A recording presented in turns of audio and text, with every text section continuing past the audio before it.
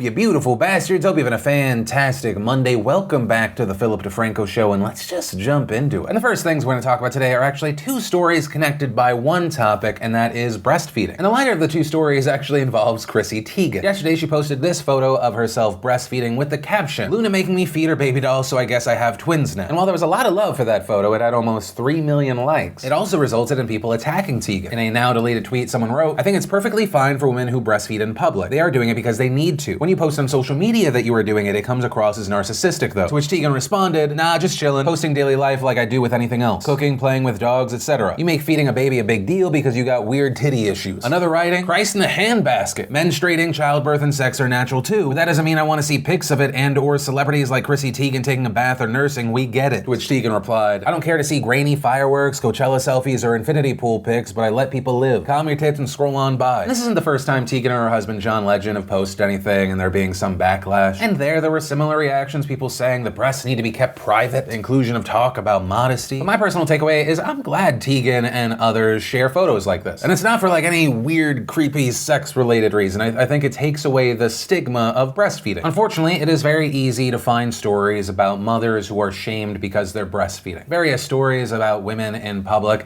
even women who are not with their babies but need to pump during work hours. And so I personally think that any attempt to simply normalize feeding a child, I think it's good, especially in a post like this where you're not making women who don't breastfeed feel like monsters. But of course, like with every story we're talking about today, that's a story, then my opinion, and of course I'd love to hear from you, even if you don't agree with me. So let me know in the comments down below. But that said, let's talk about the second story around breastfeeding because it becomes a much bigger international issue. In the spring, the United States participated in a United Nations affiliated World Health Assembly. At that assembly, Ecuador proposed a resolution to encourage breastfeeding. The resolution saying that mother's milk is healthiest for children and countries should strive to limit the inaccurate or misleading marketing of breast milk substitute. And while it was expected to pass quickly and easily, that is not what happened. Reportedly, U.S. officials wanted to remove language that called on governments to, quote, protect, promote, and support breastfeeding. And this reportedly on top of wanting another passage removed that called on policymakers to restrict the promotion of food products that many experts said would have bad effects on young children. Those propositions were then met with pushback, and then according to a New York Times report published on Sunday, the United States then allegedly resorted to making threats specifically against Ecuador. Allegedly, if Ecuador refused to drop the resolution, the United States reportedly stated they would unleash punishing trade measures and would withdraw crucial military aid. And according to the Times, the issue was recounted by more than a dozen participants from several countries,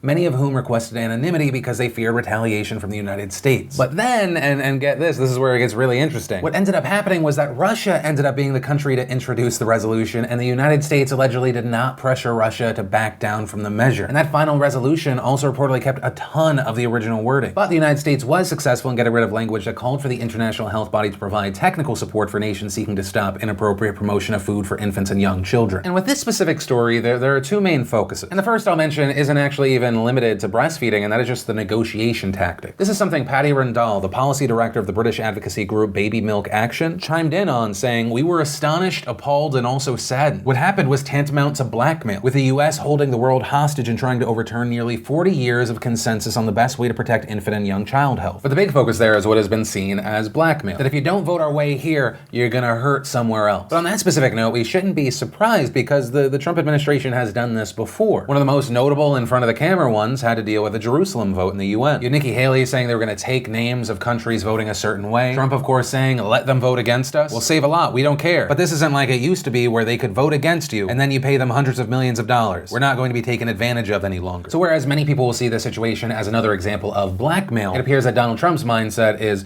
why are we going to help you if you're not going to help us? But also this current situation seems to be an escalation because it's not just withdrawing support, it's the alleged threat of punishing trade measures being added. So you have that part, but then of course there is the actual breastfeeding part. An anonymous spokesperson for the Department of Health and Human Services downplayed the situation, saying the resolution as originally drafted placed unnecessary hurdles for mothers seeking to provide nutrition to their children, adding, "We recognize not all women are able to breastfeed for a variety of reasons. These women should have the choice and access to alternatives for the health of their babies and not be stigmatized for the ways in which they are able to do so." But still, you had some saying that the Trump administration, all they're doing here is that they're lining themselves up with corporate interests. And to the articles and criticism we saw Donald Trump this morning tweet, "The failing New York Times fake news story today about breastfeeding must be called out. The U.S. strongly supports breastfeeding, but we do not believe women should be denied access to formula. Many women need this option because of malnutrition and poverty." And so that's where we are right now. We'll have to wait to see what happens next. But that's why I say this is a story about breastfeeding. But it is also a much larger story about how the U.S. is dealing along with international allies. But from that, I want to share some stuff I love today, and today in Awesome brought to you by BetterHelp.com/DeFranco. And BetterHelp, if you do not know, is the fantastic place where you can get affordable private online counseling. You get access to licensed, trained, experienced, accredited psychologists if you need it, marriage and family therapists, clinical social workers, and board licensed professional counselors. And to get started, all you've got to do is go to BetterHelp.com/DeFranco. You fill out a questionnaire, they match you with a counselor. You could start counseling today. And really leaning into the affordable aspect, if you think money is an issue, you can see if you're eligible for a financial aid discount. And so if that sounds like something you'd be interested in, after today's show, just click that link in the description down below. And the first bit of awesome is we got some Ant-Man and the Wasp goodness thanks to Vanity Fair. They had the director break down the kitchen fight scene. We had EMT giving us the smoke meat bagel cone. We had extra credits giving us a video on the 1918 flu pandemic. Then we had Caleb City giving us a short on games where the world stops during dialogue. Then we got a trailer for the new kids movie Wonder Park. We got a new behind the scenes video for the new Mission Impossible movie. Then we had Gal Gadot putting a little more awesome into the world. This weekend she went to Inova Children's Hospital in Falls Church, Virginia. She was fully decked out in her Wonder Woman costume to meet up with kids and staff. Reportedly she brought coloring books, toys, autographed photos. And what I will say is while there is always that tiny cold part in my heart that's like, oh, I bet this is just for good PR. But still overall, I can't deny that this is a great thing. She didn't have to do this, and it provides a really nice moment for a lot of people going through really hard times. And additionally, I bet it was probably a really awesome experience for the real world heroes, the men and women working at that hospital to have for a day. And if you want to see the full versions of everything I just shared, the secret link of the day, anything I really talked about today, links as always are in the description down below. And then let's talk about the massive updates with that story out of Thailand where we had those 12 young boys and their soccer coach trapped in a cave for more than 2 weeks now. Now, when we last talked about this story, there was tragic news. A former Thai Navy SEAL officer by the name of Saman Gunan, who volunteered to help rescue these boys, ended up dying himself when he ran out of oxygen. But since then, thanks to Gunan and so many others who are trying to help, we've just been getting so much good news. Over the last 2 days, as of recording this video, 8 of the 12 boys have been rescued. We learned on Sunday 4 of the boys had been rescued. They were taken by ambulance to a local hospital for recovery. And according to initial reports, the rescue effort went even smoother than they expected. Following that, 4 more boys were taken out of the cave this morning. And that rescue run was reportedly even quicker than the first one. And after this latest round of rescues, they put everything on hold, but it is expected to resume in the next 20 hours. So right now things are looking very good, but they still, of course, need to rescue the next 4 boys and their coach. And as far as the condition of the boys who have been rescued so far, not a ton is known. According to officials, all of the boys who have been rescued so far are in good condition. Although according to reports, the boys who were rescued on Sunday were in a bit worse condition than those rescued Monday. And as of right now, they are reportedly being held in quarantine. And so as of right now, that is where we are. Hopefully the next time we end up talking about this story, there's even more good news. But also with this story, there was a note I wanted to hit on because there seems to be some confusion with some people. Tesla and SpaceX CEO Elon Musk has been tied in with this story. On July 3rd, someone tweeted Elon Musk saying, "Hi sir, if possible, can you assist in any way to get the 12 Thailand boys and their coach out of the cave?" Musk responds, "I suspect that the Thai government has this under control, but I'm happy to help if there is a way to do so." That then sets off this chain of events where Elon Musk and others are talking about pumping water out of the cave, building an air tunnel. All of a sudden that turns into what if we made a mini sub essentially for a small child. On July 7th, Musk tweeting, "Got more great feedback from Thailand. Primary path is basically a tiny kid-sized submarine using the liquid oxygen transfer tube of Falcon rocket as whole. Light enough to be carried by 2 divers, small enough to get through narrow gaps, extremely robust." Then fast forward to Sunday, we see Elon Musk tweeting out videos where it looks like they're testing this in a pool. But the big note there as well that is fascinating and really interesting to watch, that is not how the boys in Thailand are actually being rescued. And it's also not a misconception that Elon Musk is promoting. On July 8th, Elon Musk retweeted a post about how an operation had begun and wrote, "Extremely talented dive team, makes sense given monsoon, Godspeed." But this is also why you're now seeing some people saying that Elon Musk is exploiting this tragedy and the fear around these young boys